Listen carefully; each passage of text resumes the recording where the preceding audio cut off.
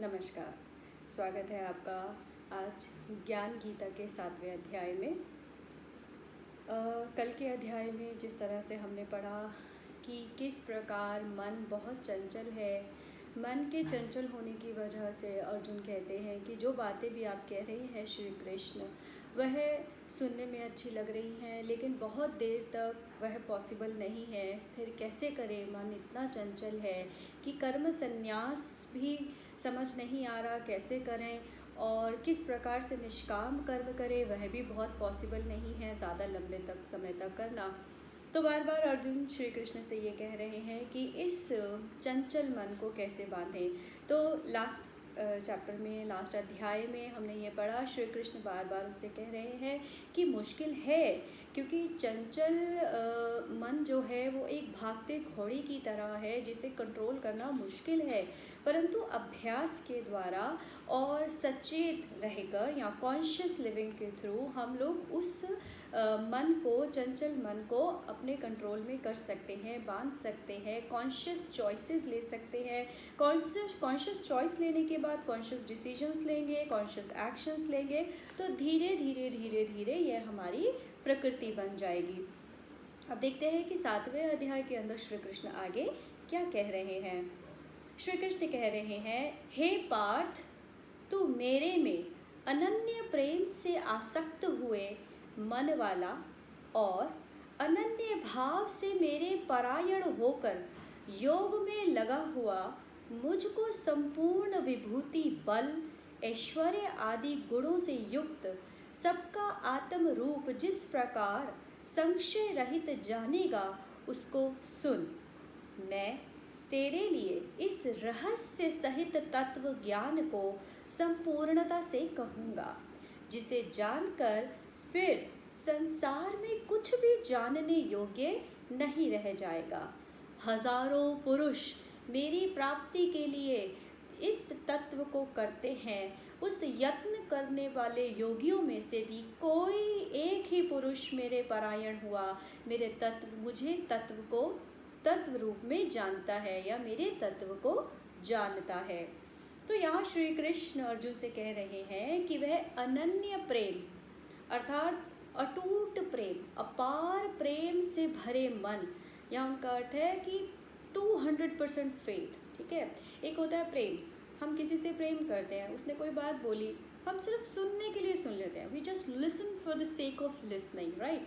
लेकिन अगर किसी के अंदर हमारा दिल, दिमाग, आत्मा पूरी तरह से समर्पित हो, जिस इंसान को हम बहुत ज़्यादा पसंद करते हो, मतलब पूरी तरह से जिसके लिए हमारी निष्ठा या हमारा समर्पण हो, अगर उसके मुख से कोई बात निकलती है तो हम सारी बातें छोड़कर एकदम दिल, दिमाग सब अलाइन करके उसकी बात को सुनते हैं, उसकी बात को पूरा अंदर ग्रहण करते हैं, क्योंकि हमें लगता है कि ये इंसान कुछ इम्पोर्टेंट बोल रहा है, और कुछ भी बोल रहा हो, ये इंसान मेरे लिए बहुत इम्पोर्टेंट है।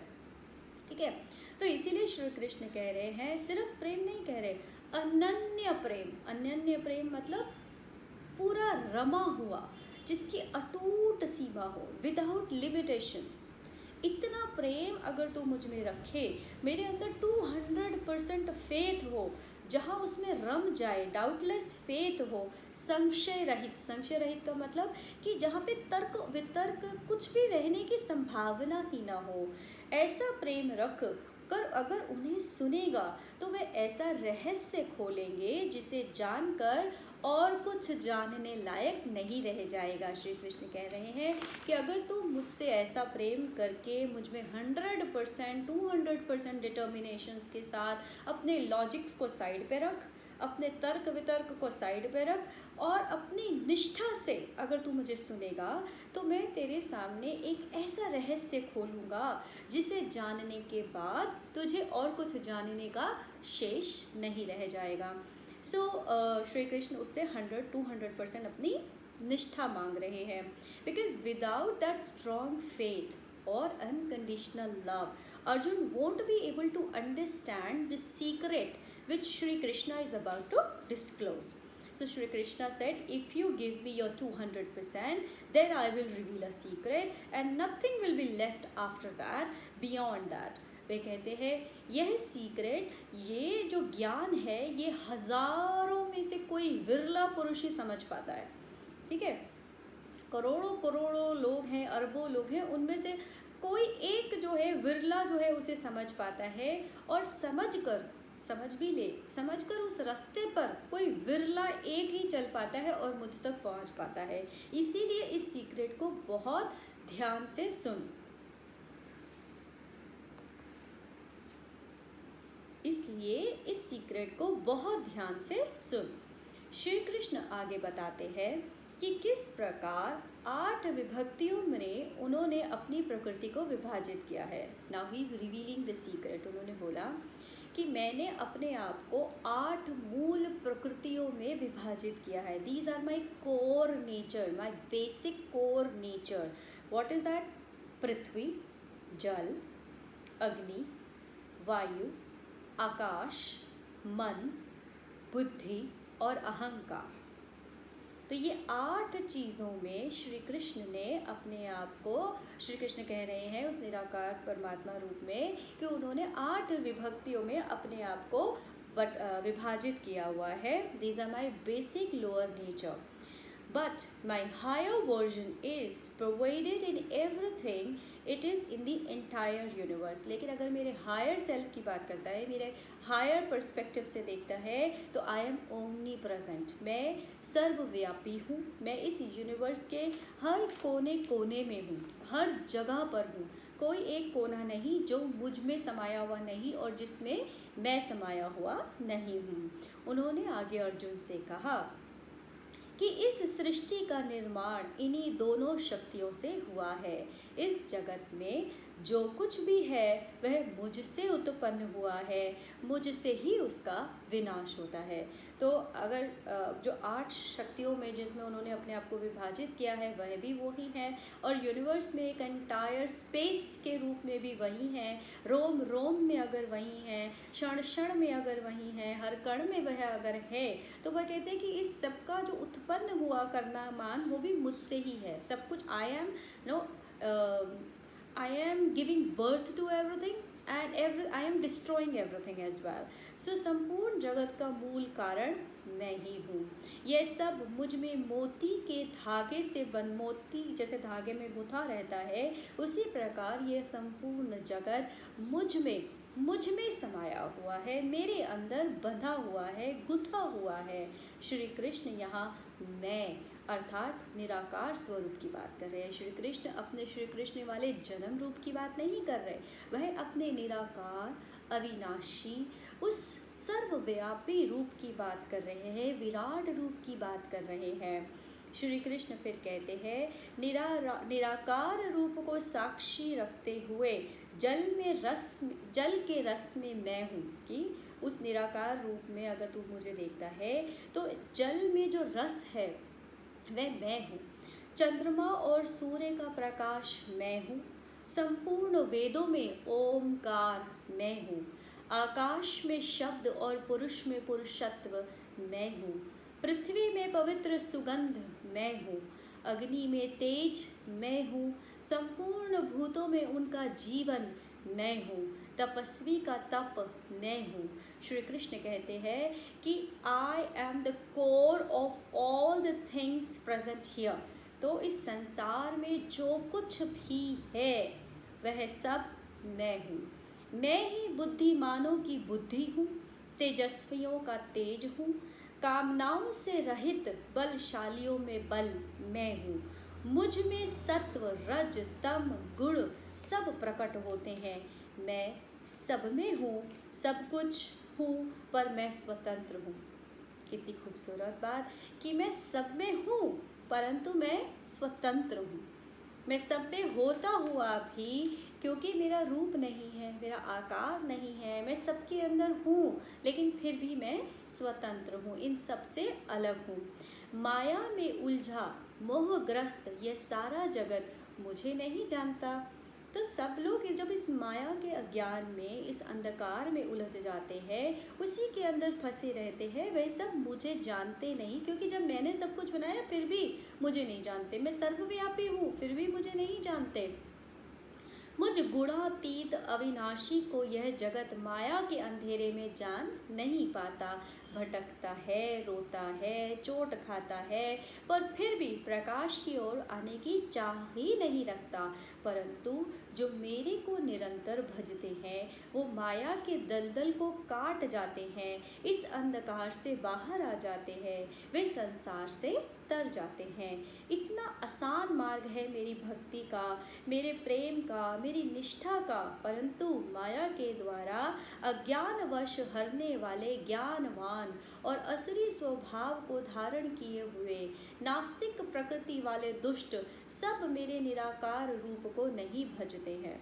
तो श्री कृष्ण यहाँ कह रहे हैं कि जबकि वह निराकार, वह ओमनी प्रेजेंट, सर्वव्यापी है, हर जगह है, लेकिन हम इंसान इस माया के दलदल में, इस अज्ञान में, इस अंधकार में इस तरह से फंस जाते हैं। We are in the illusions like Duryodhana.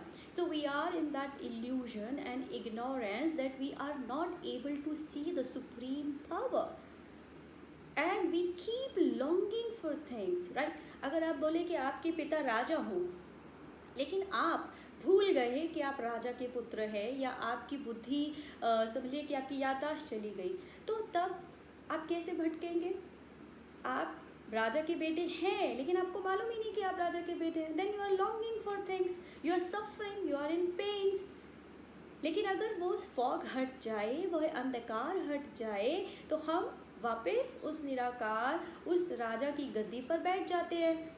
जिस प्रकार हम अपने पिता की गाड़ी पर पूर्ण हक जमाते हैं कि ये मेरे पापा की कार है, वैसे ही इस सृष्टिकर्ता जो इस कण कण में है, उसकी हर चीज़ पे मेरा अधिकार है, उसकी हर चीज़ स्वतः ही मेरे लिए है. So that abundance is for me. What is abundance? Abundance is always there, it is everywhere, but we are not able to tap it because of our ignorance, because of the darkness. अगर मैं अंधकार में हूँ, मेरे room में अगर अंधकार है और मुझे अपने रूम में से कोई इम्पॉर्टेंट चीज़ लेकर आनी है, तो अंधकार में मैं चोटें खाऊंगी, गिरूंगी, दूसरों को ब्लेम करूंगी, तुमने ये सामान यहाँ पर रख दिया, फ्रस्ट्रेट होंगी, एंगर में जाऊंगी, लो फील करूंगी, तो मैं विक्टिम स्टेट पे चली जाऊंगी. तो विक्टिम स्टेट पे होने पे मैं क्रिएटर कैसे बन सकती हूँ? अगर मैं किसी स्कासिटी में हूँ, हंगर में हूँ, तो अबंडेंस कभी टैप नहीं हो सकती, because scarcity is just opposite of abundance. तो अगर आप अंधकार में हैं तो आप रोशनी में कैसे हो सकते हैं? हो ही नहीं सकते. तो उस रोशनी, उस प्रकाश में आने के लिए पहले अंधकार को हटाना पड़ेगा. स्कासिटी को हटाएंगे तो अबंडेंस अपने आप आ जाएगी. अब स्कासिटी को कैसे हटाएंगे? स्कासिटी को हटाना कहाँ से आ रही है scarcity? Because of the illusions, because of the conditionings, because of the patterns which we have inside us. जो हमारे अंदर तर्क वितर्क चलता रहता है. अच्छी से अच्छी बात हम सुन लेते हैं, मानने की कोशिश भी करना चाहते हैं, लेकिन हमारा लॉजिकल ब्रेन ये बेकार है, ऐसे नहीं हो सकता, ये तो पॉसिबल ही नहीं है, ऐसी ज़िंदगी थोड़ी जी सकते हैं. श्री कृष्ण ने गीता में लिख दिया, बस लिख दिया. रोज़ गीता का पाठ कर लेंगे, लेकिन उसे अमल नहीं करना. जब तक उसे इम्प्लाई नहीं करोगे तो अंधकार से प्रकाश में आओगे कैसे? फिर तो स्कार्सिटी में रोते रहो. फिर श्री कृष्ण कह रहे हैं फिर मेरा कोई जिम्मेदारी नहीं है, तुमने जैसी कॉपी लिखी वैसा रिजल्ट मिल रहा है, मैंने ना पाप दिए ना पुण्य दिए, मैंने कोई लेखा जोखा नहीं कहा, तुम लोग लेखा जोखा लिख रहे हो. So this is what we understood in last chapter, right? So अभी वो फिर से कह रहे हैं कि मेरी भक्ति का निराकार रूप का मार्ग बहुत खूबसूरत है, बहुत आसान है, बहुत ही, परंतु उसमें निष्ठा चाहिए. ठीक है? माया के द्वारा अज्ञानवश हरने से जो ज्ञानवान लोग हैं और जो असुरी स्वभाव वाले हैं, नास्तिक प्रकृति वाले, सब के सब इस निराकार रूप को नहीं समझते और दूसरे रूपों में मुझे ध्याते हैं. 4 प्रकार के लोग सिर्फ उन्हें भजते हैं. बहुत सुंदर बात है. श्री कृष्ण कह रहे हैं जो लोग परेशानी में हैं, पहले तो मेरा ध्यान कौन करते हैं? चलो देवों के रूप में भी करते हैं, कौन करते हैं मेरा ध्यान? जो लोग परेशानी में हैं. दूसरे जो जिज्ञासु हैं, जिनको क्यूरियोसिटी है नॉलेज की, बुद्धि की, जो ज्ञानी हैं, जो योगी हैं. ठीक है? तीसरे ये, और चौथे हो गए जो भोगों की कामना के लिए, मटेरियल गेन के लिए देवी देवताओं की पूजा करते हैं. तो फर्स्ट जो लोग परेशानी में है, people who are in problem they just go and pray. Second, people who are curious for the knowledge, वो लोग करते हैं। थर्ड वन, जो कर्म संन्यास में है, ज्ञानी है, योगी है, ध्यान लगाना चाहते हैं असली में। फोर्थ, जो अपनी कामनाओं की पूर्ति के लिए, भोगों की, काम वासनाओं के लिए, मटेरियल गेन के लिए देवी देवताओं की पूजा करते हैं। इस प्रकार चार तरह के लोग मुझे पूजते हैं। श्री कृष्ण कहते हैं, आई कोट, हे अर्जुन, जो विषयासक्त पुरुष है वह भोगों की कामना द्वारा ज्ञान से भ्रष्ट हुए उस नियम को धारण करके, अर्थात जिस देवता की पूजा के लिए जो नियम लोक में प्रसिद्ध है उस नियम को धारण करके उनकी पूजा करता है। जो जिस देवता के स्वरूप को श्रद्धा से पूजता है उस भक्त की मैं देवता के प्रति श्रद्धा को स्थिर करता हूँ। वह उस देवता से मेरे द्वारा विधान किए हुए इच्छित भोगों को निसंदेह प्राप्त होता है, परंतु उस अल्प बुद्धि वालों का वह फल नाशवान है।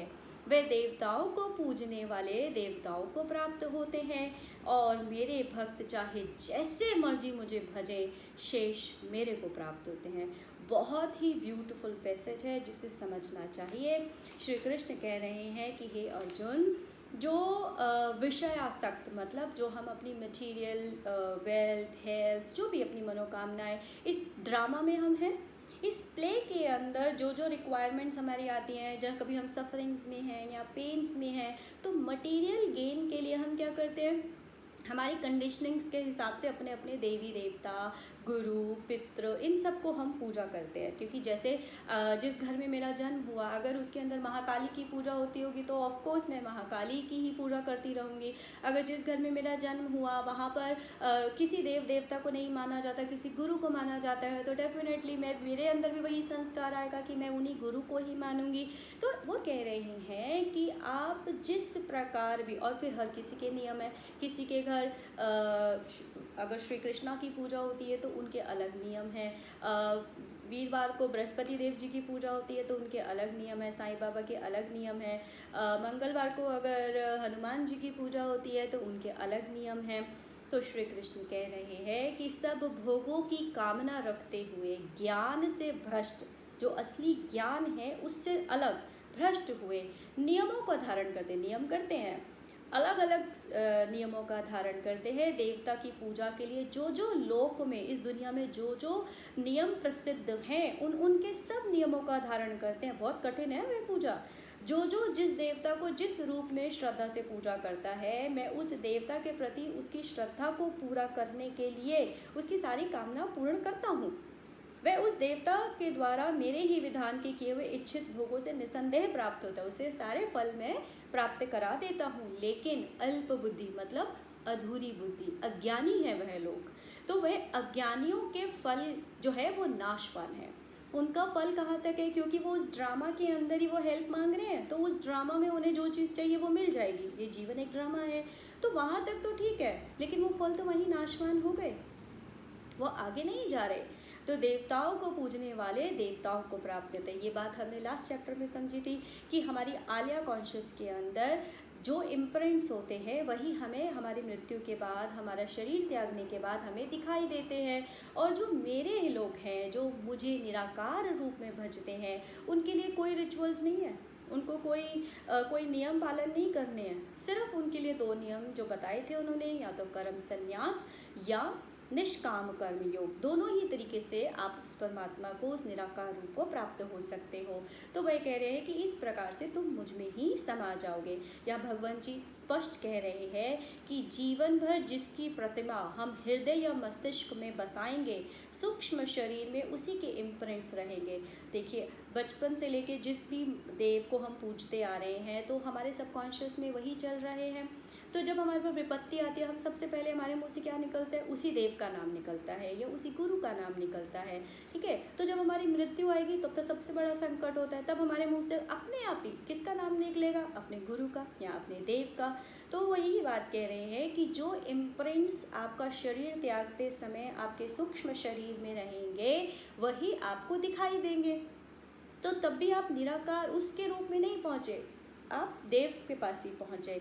तो वह इम्प्रिंट्स आखिरी शेष सामान की तरह है। अब हमने कल मकान की बात की थी कि मकान के अंदर जैसे छोटा सा भी अगर सामान रह गया तो आप फिर वहीं पे दोबारा मकान बना लोगे। इस प्रकार अगर वह देव या गुरु या किसी की भी प्रतिमा वह कह रहे हैं अगर आपके इम्प्रिंट्स में है तो आत्मा फिर से आएगी, मुक्ति फिर भी नहीं होगी। आप अच्छा शरीर लेंगे, अच्छा जन्म लेंगे, लेकिन मुझ में प्राप्त नहीं होंगे। वह कह रहे हैं कि मेरे निराकार रूप को आप प्राप्त नहीं होंगे, आवागमन से मुक्ति नहीं होगी, देवत्व नहीं होगा। तो एक भी सामान अगर वहाँ रह गया उस दीवार टूटने पर भी तो मकान फिर से बन जाएगा। इसलिए वह कह रहे हैं कि मुझ अविनाशी निराकार तत्व रूप को जानो। वह कहते हैं, आई कोट, अपनी योग माया से छिपा हुआ मैं सबके प्रत्यक्ष नहीं होता। वह कह रहे हैं कि मैंने अपनी योग माया है, मैंने एक माया बना रखी है, एक अंधकार, एक अज्ञान, जिसके द्वारा मैं सबके सामने सामने नहीं आता हूँ। इसलिए अज्ञानी मनुष्य मुझ जन्म रहित अविनाशी परमात्मा को तत्व से नहीं जानता। इसलिए सब लोग मुझे तत्व रूप में नहीं जानते। आई कोट, हे अर्जुन, संसार में इच्छा और द्वेष से उत्पन्न हुए सुख दुख आदि द्वंद्व रूप मोह से संपूर्ण प्राणी अति अज्ञान को प्राप्त हो रहे हैं। तो इस संसार के अंदर हमारे क्या है, राग द्वेष, इन सब से सुख दुख, इन सब से हमारे अंदर जो प्रॉब्लम्स होती हैं, प्रॉब्लम्स में जैसे हमने लास्ट में डिस्कस किया कि जब सिचुएशंस आती हैं हम सिचुएशंस के अंदर चले जाते हैं, हमारी कंडीशनिंग ट्रिगर हो जाती है, उन ट्रिगर इमोशंस के बेसिस पे हमारी और फीलिंग्स एक्टिवेट होती है, उन फीलिंग्स के बेसिस पर हम और सेकेंडरी और इमीडिएट कर्मा करते हैं और इन कर्मिक लूप में हम फंसते चले जाते हैं और इससे हमें आज़ादी नहीं मिलती। जैसे मकड़ी फंस जाती है वैसे हम भी फंस जाते हैं। तो वह यही कह रहे हैं कि इस द्वंद्व रूप मोह से संपूर्ण प्राणी अति अज्ञान को प्राप्त हो रहा है। लेकिन जो लोग निष्काम कर्म के द्वारा पाप का नाश करने के बाद राग द्वेष से परे मेरी शरण में आकर जन्म और मरण के छूटने का प्रयास करते हैं, वह पुरुष ब्रह्म का संपूर्ण अध्यात्म को जानते हैं। वे युक्त चित्त वाले पुरुष अंतकाल में भी मुझी को जानते हुए मुझ में प्राप्त होते हैं। ये बहुत इंपॉर्टेंट लाइन, अंतकाल, ठीक है। तो जो निष्काम कर्म कर रहे हैं, हमने बोला था कि जैसे जो लोग निष्काम कर्म कर रहे हैं, निस्वार्थ भावना से कर्म कर रहे हैं, सत्कर्म कर रहे हैं, तो डेफिनेटली उनकी फ्रिक्वेंसीज हाई होती चली जाएंगी। जैसे जैसे उनकी फ्रिक्वेंसीज हाई होंगी उनकी लाइफ कंडीशनिंग हाई होगी। हमने बोला था कि हम जैसे सारी दुनिया में हेल, हंगर, एंगर, एनिमैलिटी, इन सब में रहते हैं और ऊपर के देवत्व वाले देव भी हैं जहाँ हमारी लर्निंग्स हैं, हम ह्यूमैनिटी में हैं, हम देवों की तरह बात कर रहे हैं, दूसरों की मदद कर रहे हैं। तो हमारी फ्रिक्वेंसीज जब हाई होती चली जाती हैं तो वहाँ पर हमारे मन के अंदर से वैर, द्वेष, राग, नफरत, जितनी भी हमने पहले बातें की थी, लो फ्रिक्वेंसी की जितनी भी फीलिंग्स हैं वो स्वतः ही खत्म हो जाती हैं और हम हाई लाइफ कंडीशन में रहते हैं। तो उस लेवल पर आने के बाद हमारा स्वतः ही मन क्या करता है, उस परम शक्ति में अपना ध्यान लगाने को, अपने को इस ड्रामे से बाहर निकालने को। तो मैं कह रही कि ऐसे पुरुष जब मुझ में ध्यान लगाते हैं, ऐसा नहीं है कि वो इस दुनिया में रहते नहीं हैं, वो कर्म भी करते हैं, खेलते हैं, हंसते हैं, खाते हैं, पीते हैं, they live with all the luxuries, क्योंकि वो तो राजा के बच्चे हैं। तो राजा के बेटे को तो किसी चीज़ की तकलीफ हो ही नहीं सकती, उसके लिए तो स्वतः ही, वो तो सोचता नहीं है कि चीज़ें उसके लिए अपने आप ऑर्डर हो जाती हैं। सोच के देखिए, विक्टिम को तो बहुत स्ट्रगल करना पड़ेगा, उसे तो करंट के अगेंस्ट जाना पड़ेगा। लेकिन जब हम उस लेवल पर पहुंचते हैं, अपनी हायर सेल्फ से दुनिया को देखते हैं, ड्रामे से बाहर रहकर देखते हैं, तब हम उस ब्रह्म का संपूर्ण अध्यात्म को जानते हैं। और वे युक्त चित्त वाले पुरुष अंतकाल में मृत्यु के समय किसको देखेंगे, उस निराकार प्रकाश को देखेंगे और उसी में समा जाएंगे। फिर कोई भी सूक्ष्म शरीर में इम्प्रिंट नहीं रहेगा, वह मुझ में प्राप्त होते हैं। कहते हैं जीवन भर हम जिनको भी ध्याते हैं, जिनको चाहते हैं, अंत समय में मेजर इम्प्रिंट्स आलिया कॉन्शियस में उन्हीं के आते हैं। तब सारा जीवन हम जिन गुरु, देव, पितृ या किसी को भी चाहते हैं या लास्ट मोमेंट्स में हम उन्हीं को देखते हैं। तभी इन लोगों से सुना है कि कभी कभी कोई कहते हैं ना, हमारे गुरु हमें लेने आते हैं, हमारे देव हमें लेने आते हैं, परंतु श्री कृष्ण कह रहे हैं यहाँ भी मुक्ति नहीं है, यह भक्ति सहायक है।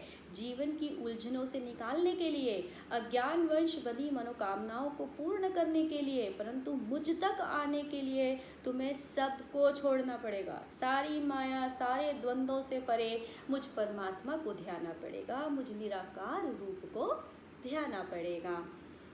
जो मैं सर्वव्यापी हूँ, मैं जो हर क्षण में हूँ, मैं जो दूर नहीं हूँ तुमसे, तुम्हारे आसपास हर क्षण में हूँ। बस माया के अंधकार का पर्दा हटाओ और तुम मेरा एहसास कर पाओगे। अब हम लोग कहते हैं कि निराकार रूप को कैसे ध्यान, हमें क्या पता कहाँ पर है, कैसा है, कौन है। साकार रूप की तो पूजा की जा सकती है, उससे प्रेम किया जा सकता है, परंतु वह कह रहा है कि जिस दिन तुम अपने आप साइलेंस में बैठोगे, मेरा एहसास करोगे कि अगर मैं सर्वव्यापी हूँ तो मैं तुम्हारे अंदर भी हूँ, तुम्हारे बाहर भी हूँ, तुम्हारे आसपास में हूँ। हर श्वास जो तुम ले रहे हो उसमें भी मैं हूँ, और हर श्वास जो तुम छोड़ रहे हो उसमें भी मैं हूँ। श्री कृष्ण यही कह रहे हैं निराकार रूप में। तो अगर हम सिर्फ किसी भी तरीके से, उन्होंने पिछले चैप्टर्स में कितना बताया कि किस तरीके से हम उनका ध्यान कर सकते हैं, श्वासों के द्वारा उनका ध्यान कर सकते हैं, प्राणवायु के द्वारा उनका ध्यान कर सकते हैं, या और डिफरेंट तरीके उन्होंने हम सब डिस्कस कर चुके हैं कि वो सब उन्होंने बताया कि ऐसे कैसे हम उन तक पहुंच सकते हैं, या निष्काम कर्म देख सकते हैं, या दूसरों के अंदर हम सद्भावना से कर्म करके उनके अंदर भी परमात्मा का स्वरूप देख सकते हैं। तो मैं कह रही है कि बस माया जो है उसके अंधकार को, उसके पर्दे को तुम हटाओ तो तुम मुझे अपने पास पाओगे। मैं तुम्हारे रोम रोम में हूँ, मैं तुम्हारे प्रेम की अभिव्यक्ति में हूँ, मैं तुम्हारी आँखों से चलकते प्रेम की अश्रुधारा में हूँ, मैं तुम्हारी आत्मा की प्यास में हूँ। एक बार उसकी प्यास करके तो देखो, जिस दिन उसकी प्यास हो जाएगी ना, फिर यहाँ की सारी प्यासें मिट जाएंगी, और यहाँ के तो सारी चीज़ें वैसे ही पूर्ण हो जाएंगी। जैसे कि हमने बताया, जिस पर मेरी प्यास लगेगी, निराकार रूप प्रभु कह रहे हैं, जिस दिन तुम्हें मेरी प्यास लग गई, मेरे मिलने की आस लग जाएगी, ऐसा योगी मुझ में मिलना निश्चित है। तो वह बार बार कह रहे हैं कि तेरा अनन्य प्रेम, तेरी अनन्य निष्ठा, 200% डिटर्मिनेशन अगर मेरे पास है तो ये ज्ञान तुझे समझ में आएगा। ये ज्ञान तुझे समझ में आने के बाद इस पर तू चलेगा, और इसके द्वारा उस प्रेम में तू रंग कर मेरे में समा जाएगा। जो माया के जाल को काट कर मेरा आलिंगन कर ले वह मुझ में ही है। वह कह रहे हैं कि जो इस माया के जाल को काट देगा, जैसे हमने सोचा, हमने बोला कि स्पेस में मिल जाएगा, तो बात वही कह रहे हैं ना, माया क्या है, माया हमारा इल्यूजन है, हमारी हेट्रेड, हमारी नफरत, हमारी फीलिंग्स, हमारे इमोशंस, हमारी कंडीशनिंग्स। तो ये सब कुछ जब हट जाएंगी, जब ये बादल हट जाएंगे तो स्पेस में ही तो मिल जाएगा, कुछ भी नहीं बचेगा। तो वही वे कह रहे हैं कि अगर तू इसको सिर्फ काट देगा तो तू मुझ में संपूर्ण है, कहीं ढूंढना नहीं है मुझे। वह कह रहे हैं कि वह वही है। तो उस ड्रामा से भरे जीवन में भिखारी की तरह भीख मत मांग। भिखारी की तरह तुझे भीख नहीं मांगनी पड़ेगी अगर तू मुझ में समा गया। जो मुझसे रिश्ता बनाएगा, मुझे अपने निश्चल प्रेम से जीत लेगा, मैं उसे सोचने से पहले उसके लिए खड़ा रहूँगा, उसके लिए काम करूँगा। बहुत सुंदर सी बात है।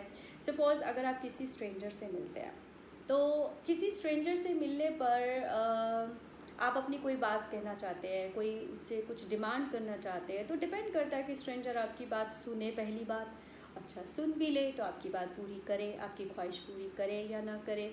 लेकिन अगर धीरे धीरे आप उस स्ट्रेंजर से रोज़ मिलते हैं, रोज़ मिलते आपकी उसके साथ जान पहचान होती है, तो आप हेलो हाय करते हैं, एक छोटा सा संबंध बनना शुरू होता है। धीरे धीरे आप जब रोज़ मिलते हैं, रोज़ और बातें करते हैं, तो आपकी जान पहचान और बढ़ती है और रिश्ता और मजबूत होता है। अगर उसी स्ट्रेंजर के साथ आपका प्रेम बन जाए, प्रेम स्वभाव बन जाए या संबंध बन जाए और अटूट प्रेम बन जाए, तो आप बताइए कि कैसा रिश्ता कायम होगा। तब आप सोचेंगे नहीं और आपका प्रेमी आपके लिए वह चीज़ पहले ही अवेलेबल करवा देगा, आपके सुख दुख का सारा ख्याल वही रखेगा। इसी प्रकार हम दुनिया भर से रिश्ते बनाए फिरते हैं, तो जो हमारा स्वरूप है उससे रिश्ता क्यों नहीं बना सकते। वही बात उन्होंने कही थी कि प्रैक्टिस जब आप अपने प्रेमी से रिश्ता बनाते हैं तभी तो माया दुनिया बहुत उलझाती है, हर तरह से रास्ते रोकती है, लेकिन आपको एक लगन होती है, एक डिटर्मिनेशन होती है कि बस मुझे तो इसी में समा जाना है, इसी में खो जाना है। तो वही लगन उसके साथ क्यों नहीं बना सकते? रोज़ माया आएगी, हर वक्त आके मन चंचल है, हमारे विकार आएंगे, परेशान करेंगे, लेकिन उनको काट कर बस उससे प्रेम का नाता जोड़ना शुरू करें, उसके साथ रिश्ता बनाएं, धीरे धीरे उसके प्रेम में समा जाएं। फिर कुछ सोचना नहीं पड़ेगा, फिर भिखारियों की तरह भीख नहीं मांगनी पड़ेगी। आप सोचेंगे और वो चीज़ें पूरी कर देगा। यहाँ के ड्रामे की और फिर यहाँ का लोक भी, क्योंकि ये बात श्री कृष्ण ने कही कि लोक भी सुधर जाएगा और परलोक भी सुधर जाएगा। इससे खूबसूरत बात और क्या चाहिए कि वो यहाँ के लिए भी आपको सेफ्टी, सिक्योरिटी, एश्योरेंस दे रहे हैं और शरीर छोड़ने के बाद भी एश्योरेंस दे रहे हैं। इससे ज़्यादा और क्या चाहिए? फिर तो हम अज्ञान के अंधकार में ही हैं। अगर 100%, 200% निष्ठा से सुना और उसे अप्लाई करने की कोशिश की, तो definitely with practice we'll be able to reach to that level where we could connect that connection and could have that love, abundance love, with unconditional love, with that absolute infinite power, and we merge into that infinite divine power. Then nothing is left. You become the master. So that is what, like in 7th chapter, Shri Krishna was discussing. I think we are through with the chapter. आपको अगर कोई भी प्रश्न पूछने हो, आप comment में आप अपना प्रश्न पूछ सकते हैं और मैं कोशिश करूँगी कि आपके प्रश्नों के उत्तर दूँ